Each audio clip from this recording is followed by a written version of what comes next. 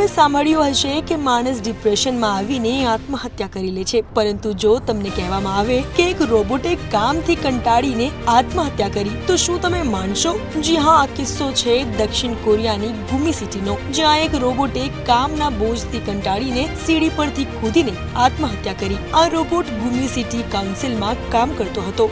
માહિતી મુજબ રહસ્યમય સંજોગોમાં ગુમી સિટી કાઉન્સિલના એક સરકારી કર્મચારીને રોબોટના ભાગો સીડીઓ નીચે વિખરાયેલા જોવા મળ્યા હતા. સ્થાનિક રહેવાસીઓએ જણાવ્યું હતું કે તે રોબોટના નીચે પડતા પહેલા ઘણી મિનિટો સુધી તે એક જ જગ્યાએ ચક્કર લગાવતો રહ્યો અને પછી તે નીચે કૂદી પડ્યો.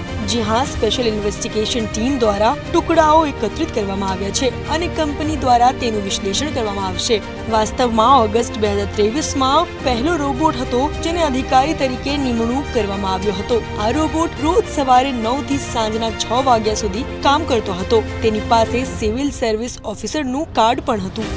હાલ તો આ વિડીયોમાં બસ આટલું જ. બીજા બધા કોન્ટેન્ટ્સ માટે તમે જોતા રહો મંતવ્ય ન્યૂઝ.